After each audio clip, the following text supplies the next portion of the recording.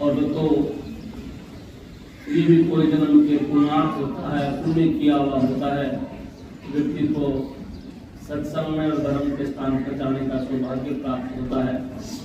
नहीं आजकल क्या है कि भागती दौड़ती जिंदगी में वैसे व्यक्ति के पास 1 मिनट का समय नहीं होता, फिर भी व्यक्ति समय निकाल करके श्रावण मास के महीने में या चतुर्मास के 4 महीने में कोई हरिद्वार स्नान करके आता है, कोई कहीं मंदिर देवलोक में जाता है, कोई उपवास करता है, कोई दान पुण्य करता है।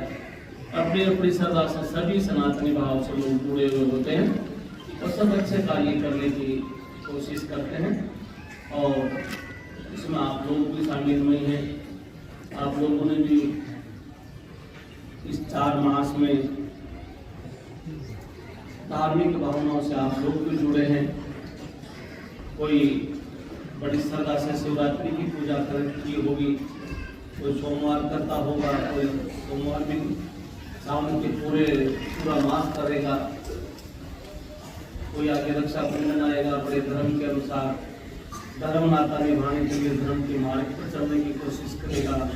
फिर भादवा महीना आएगा, भादवा में भगवान श्री कृष्ण जी का जन्म उत्सव है, जन्माष्टमी के रूप में मनाते हैं। कहने का भाव मेरा दीपावली तक प्रत्येक व्यक्ति कोई न कोई धर्म श्रद्धा से जुड़ा रहता है और जुड़ना भी चाहिए, क्योंकि भगवान के हम सब उसके हैं। ये जन्मना मरना, कष्ट पाना, सुख पाना, कुछ चीजें लाभ होना, हानि होना, कुछ भयभीति के हाथ में भी होती हैं और कुछ व्यक्ति के जाने अनजाने में कुछ ऐसा कर्म हो जाता है, उससे भी कुछ कष्ट आ जाता है।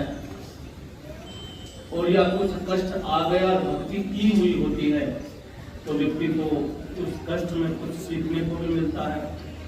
कष्ट आने पर अपने पराये का भी पता चल जाता है। कोई भी व्यक्ति के जीवन में जब कष्ट आता है उसमें उनको सीखने को बहुत ज्यादा मिलता है। तो सारे कष्ट मरने के लिए नहीं आते, सभी कष्ट बर्बाद होने के लिए नहीं आते, कई कष्ट संभलने के लिए भी होते हैं, जीवन सुधारने के लिए भी आते हैं। तो आप लोगों की तो छोटी मोटी कोई पीड़ा या तकलीफ या दुख दर्द कोई आया हुआ होगा, बस को माते से श्रद्धा से प्रार्थना करना।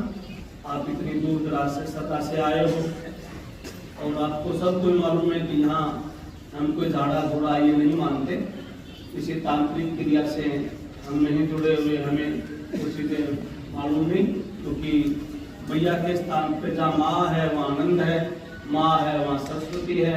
जहाँ मैया का दूसरा नाम माँ लक्ष्मी भी है, मैया का तीसरा नाम माँ शक्ति भी है, मैया का चौथा नाम माँ गौरी भी है, भक्तों के लिए मातेश्वरी सिद्धिदात्री भी है, दुष्टों के लिए माँ काली।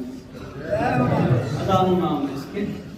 किसी न किसी भाव से इसकी शरण में आए हो, कोई विद्या मांगने आया है, कोई धन मांगने आया है, कोई ज्ञान मांगने आया है, कोई कष्ट कटाने आया है, कोई साधना के लिए आया है, सभी बड़ी श्रद्धा से आए हैं और अब बड़ी श्रद्धा से आप प्रार्थना भी करना कि माँ हम आपकी शरण में आए हैं। और मैं भी भगवती माँ से विनती करूँगा कि मैं श्रद्धा से आया और जो श्रद्धालु है उन सभी की आप मनोकामना।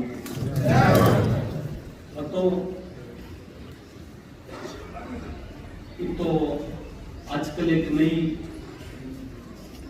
सेवा चली हुई आप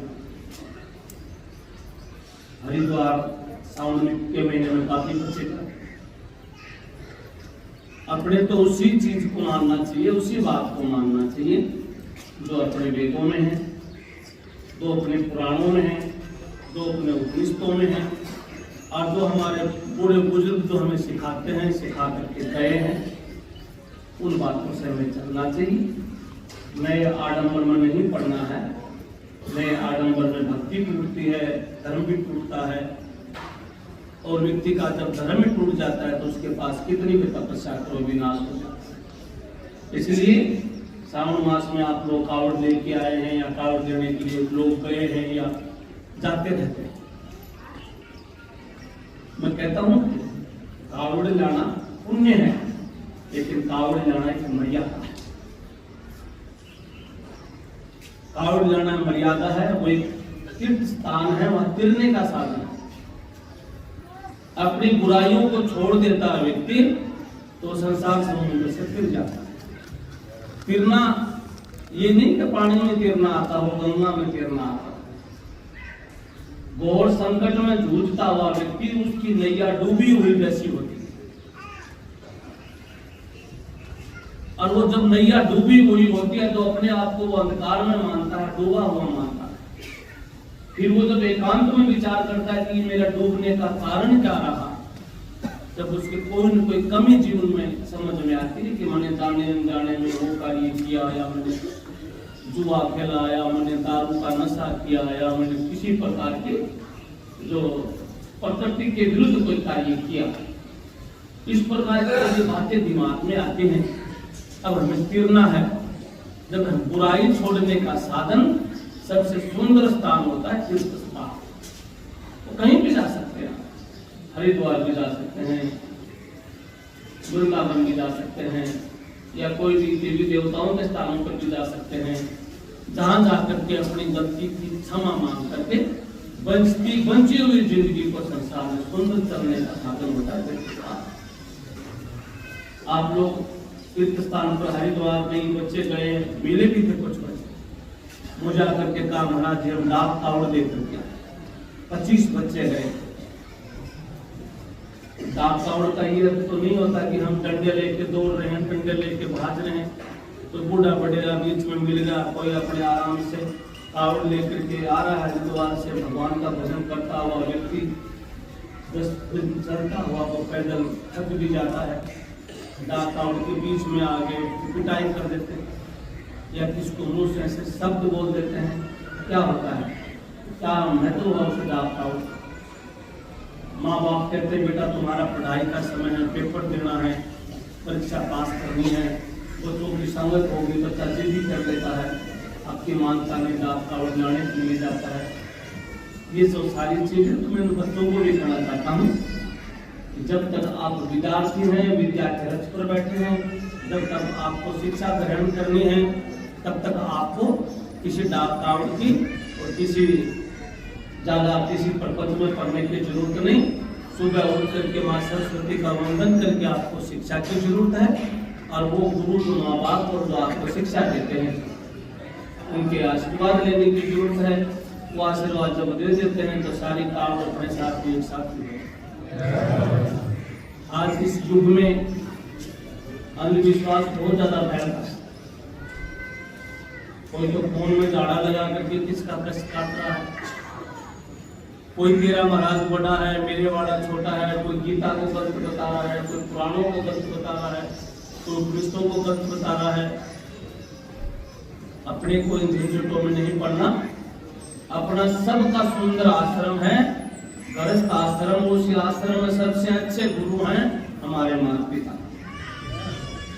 उनसे बढ़िया हमारा कोई गुरु नहीं हो सकता। जब हमें 8 मास के पुतले के अनुसार जब हम पैदा हुए, उसी मास के रोज हम लिपटे हुए थे, ताई माता के द्वारा हमें नुहा धुआ करके प्रथम कपड़ा पहनाने वाली बुआ या भाण या दादी, जिन्होंने सबसे पहले हमें स्पर्श किया है, हमें पकड़ा है, जो हमें नुहा धुआ करके रूप दिया है बच्चा और बेटी का। जहाँ अपना जन्म हुआ है, जिस घर में पैदा हुए हैं, इससे बड़ा शायद कोई आश्रम नहीं हो सकता। ये मैं आपको और उस आश्रम की जब मर्यादा नहीं रहेगी तो क्या रखा है तीर्थ स्थान? घर में माँ पिता या भाभी या बड़े भाई जिनका आदर समान ही नहीं होगा तो फिर क्या रखा है? भंडारा। जब हमारी बोली में भाषा में मधुरता नहीं रहेगी तो फिर क्या रखा हुआ है भगवान के जयकारा लगाने? इसलिए भाषा, भेष और समाज की गरिमा, ये तीनों चीज जिसके साथ रहेंगे वो जहां जाएगा वहां तीर्थ स्थान अपने आप ही बनता जाएगा। ये हमारे संत कहते हैं। आप रामायण पढ़ते हो, उसमें गोस्वामी तुलसीदास जी ने बड़े सुंदर वर्णन किए हैं। संत समाजो तीर्थ समाना, संतों के समाज में आप रहते हो तो तीर्थ के समान। 15 मिनट माँ बाप के पास या माता के पास या दादी के पास बैठ गए या बहू सासू के पास बैठ करके 5-7 मिनट उनकी सेवा कर दी, इस भगवती के दरबार में मैं विश्वास से कहता हूँ उस बहू की औलाद भविष्य में उस सास का ऋषि खुद का नाम बड़ा हो सकता है। हमारे घर से सारी चीजें उत्पन्न होती। आप क्या ढूंढना चाहते हो, क्या चाहते हो भगवान से? यही तो चाहते हो कि प्रभु हम निरोगी हों, रोग मुक्त हों, हमारी संतान अच्छी हो, हमारे घर में सुख शांति हो, हमारे बच्चे कामयाब हों, हमें दामाद अच्छा मिले, हमें बहू अच्छे मिले, हमारे पोता पोती भी हों और उस परिवार खुशी रहे। यही तो प्रार्थना करना चाहते हैं भगवान से, यही तो सब हम लोग चाहते हैं। इसके अलावा तो मूर्ख लोग हैं, वो चाहते हैं कि मेरी लॉटरी खुला दे। दुष्ट लोग चाहते हैं कि पड़ोसी जमीन बेच के मैं खरीद लूं। गंदे लोग चाहते हैं कि पड़ोसी घर छोड़ के चला जाए, मेरा कब्जा हो जाए।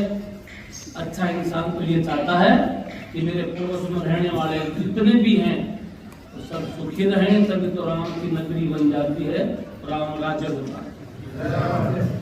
हम कहाँ जातियों में पढ़ के, कहाँ गोत्रों में पढ़ के, कहाँ धर्म में पढ़ के, कहाँ ऊंचे नीचे लोगों की छोटी मोटी बातें समझ करके विद्रोह कर लेते। जैसे कल शाम को एक परिवार खड़ा था, कल अष्टमी थी ना, एक परिवार खड़ा था, उससे मैंने पूछा, किसी महिला को समस्या थी, उसको लेके आए, शायद यही होगी तो मेरी चर्चा हुई थी उनसे। किसी सियाने ने कह दिया, किसी पूछा कर में कह दिया